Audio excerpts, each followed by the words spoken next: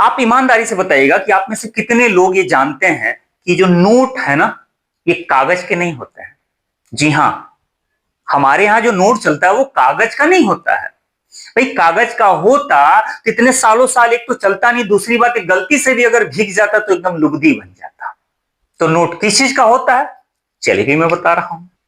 अगर साथ में मैं ये भी बता दूं कि नोट के किनारे पर ये जो लाइनें होती हैं, इसके पीछे का रहस्य क्या होता है। सभी नोट पर अलग अलग लाइनें क्यों बनी होती हैं, और क्या कभी आपने सोचा कि ये जो नोट पर 15, एक पैनल में 15 भाषाएं लिखी गई होती हैं, या 15 ही क्यों लिखी गई होती हैं। भाई हमारे हिंदुस्तान में ना जाने कितनी भाषाएं हैं। भाई हो सकता है किसी के दिमाग में आए कि संविधान की 8वीं अनुसूची से उठाई गई हैं, तो भाई 8वीं अनुसूची में भी तो 22 भाषाएं हैं, तो फिर ये 15 ही क्यों। है ना मजेदार। चलिए एक एक करके ये तीनों सवालों का जवाब पूछते हैं। सबसे पहले नोट किस चीज के बने होते हैं, तो भाई नोट 100% कॉटन का बना होता है। कॉटन का बना होता है। भाई आप किसी से कह दीजिए कि जो हमारे यहां नोट चलते हैं वो शुद्ध रूप से कपड़े का होता है, तो कहेगा कि पागल हो गया। लेकिन जी हां, ये सच है कि नोट जो है वो 100% कॉटन लिंटर्स यानी कॉटन के, कपास के रेशे के बने होते हैं। भाई कागज का बना होता, सीधी सी बात है, इतना मजबूत नहीं होता। आप उसको फाड़ने की कोशिश करते हैं तो कागज की तरह से तो फटता नहीं है। आप जलाने की कोशिश करते हैं तो कागज की तरह से जलता नहीं। बहुत सारे लोग कहते हैं उस पर लेयर लगा, ना लेयर कुछ नहीं लगा हुआ है। वह कपास के ताने बाने से, वो उसकी बहुत बारीक ऐसे बुनाई हुई है। अब वो जो बुनाई हुई है ना, तभी जाके उसमें कुछ चीजें उभरी हुई हैं, कुछ चीजें उसमें धंसी हुई हैं। जिस तरीके से कपास के रेशे से ये कपड़े तैयार होते हैं ना, इसी तरीके से कपास के बहुत बारीक रेशों से एक पतला लेयर, कपड़े की तरह से बहुत पतला लेयर तैयार किया जाता है, और उसी पर छपाई करके ये नोट तैयार कर दिया जाता है। इन जो ताने बाने होते हैं, उसी ताने बाने में ये आरबीआई की जो चमकती हुई पट्टी होती है, जिसे हम लोग चांदी कह देते हैं, ये उसमें फंसाया गया होता है। कागज होता तो कागज में नहीं फंसाया जा सकता था। ये जो सुरक्षा पट्टी इसको कहते हैं, दुनिया के अलग अलग देशों में ये ऐसी पट्टियां, ये सुरक्षा धागा कहते हैं, ये लगी होती है। सबसे पहले हिंदुस्तान में इसकी शुरुआत होती है 1944 में। 1944 में सुरक्षा धागा लगाने की पहली कोशिश की गई थी। ठीक है, तो बात समझ में आई ना कि पूरी तरह से कॉटन के बने होते हैं। आप चाहे तो जाकर के कहीं भी सर्च कर लीजिएगा, ये प्योर 100% कॉटन के होते हैं। ठीक है, आप निकाल करके चाहे तो इस वक्त देख लीजिएगा। और पहली बार आप में से अगर कोई जान रहा है तो कम से कम इसके लिए, खुश होकर के लिए एक कमेंट तो कर दीजिए। और अगला सवाल मैंने ये किया था कि यह 15 भाषाएं ही क्यों। तो सबसे पहले ये जान लीजिए कि हमारे नोट पर कुल 17 भाषाओं में अंक दर्ज किए गए हैं। अगर मान ली 500 का नोट है तो 500 रुपया, 500 रुपया, 500 रुपया, कुल कितनी भाषाओं में लिखा गया होगा, तो 17 भाषाओं में। 15 इस पैनल में लिखा गया होता है, और इसके अलावा नोट पर हिंदी और अंग्रेजी में 2 भाषाएं ऐसे हो गई, तो कुल 17 भाषा।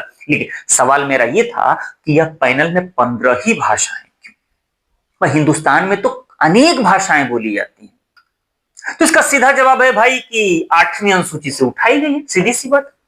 ये जब कोशिश हुई थी तो 1967 ईस्वी में पहली बार पैनल में 15 भाषाएं दर्ज की, और 1967 में 8वीं अनुसूची में 22 भाषाएं थी। खैर छोड़िए, अब 8वीं अनुसूची में अगर 22 भाषाएं हैं भी, तो ये 15 रखने के पीछे सबसे बड़ा लॉजिक ये है कि हिंदुस्तान के सभी राज्यों का प्रतिनिधित्व करती हुई भाषाएं होनी चाहिए। 8वीं अनुसूची में आज के डेट में जो भाषाएं हैं, बहुत सारी ऐसी भाषाएं हैं, बोलियां हैं, जो एक ही राज्य में 2-2 या 3-3 है। जैसे असमिया में ही आपको बोडो मिल जाएगा, जबकि बोडो 8वीं अनुसूची में शामिल है। डोगरी मिल जाएगा, जो कि कश्मीर में बोला जाता है, जबकि कश्मीर यहां पर शामिल है।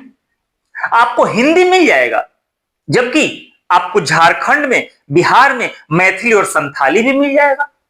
तो इस तरीके से एक एक राज्य में 2-2, 3-3 भाषाएं भी ऐसी हैं जो 8वीं अनुसूची में शामिल की गई हैं।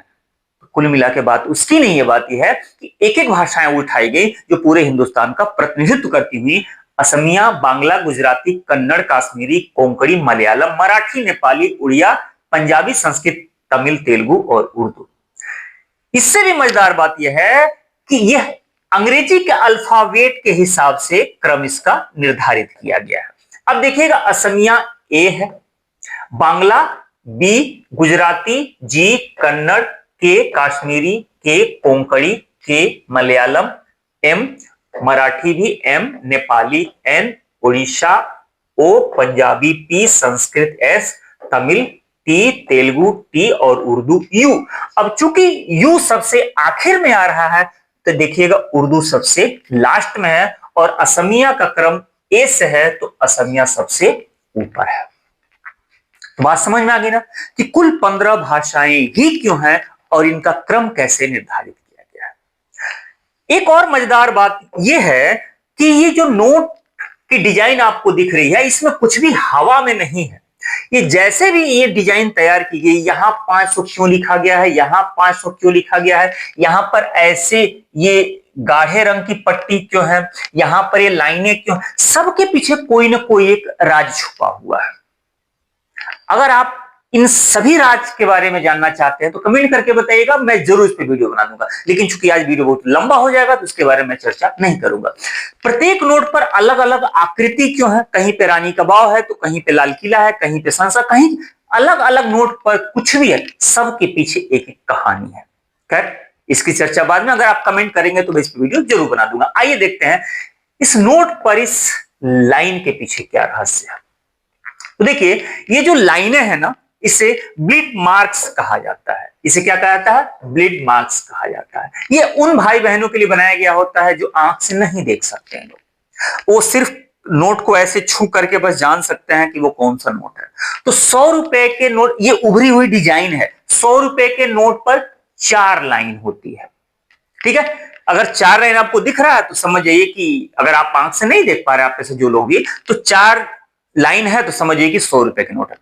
4 लाइन और 2 ऐसे गोले गोले अगर उभरे हुए हैं दोनों छोर पे, तो समझ जाइए ऐसे छू करके 4 लाइन हो और 2 गोले हो तो 200 रुपए का नोट है। 5 लाइन है तो 500 रुपए का नोट है, और 7 लाइन है तो समझिएगा कि 2000 रुपए का नोट है। अब 100 रुपए से नीचे के नोट पर ये लाइनें नहीं बनी होती। अब उसके पीछे तर्क सिर्फ यह है कि एक तो इस तरीके की छपाई में, इसको कहते हैं इंटेग्लियो सिस्टम, इंटेग्लियो प्रिंट कहते हैं, इसकी छपाई में कास्ट ज्यादा पड़ता है। ठीक है, तो किसी के साथ अगर धोखाधड़ी होती है तो 100 या 100 से ज्यादा के नोटों की होती है तो नुकसान ज्यादा होता है। 10, 20, 50 का होता है तो एक आदमी बर्दाश्त कर सकता है।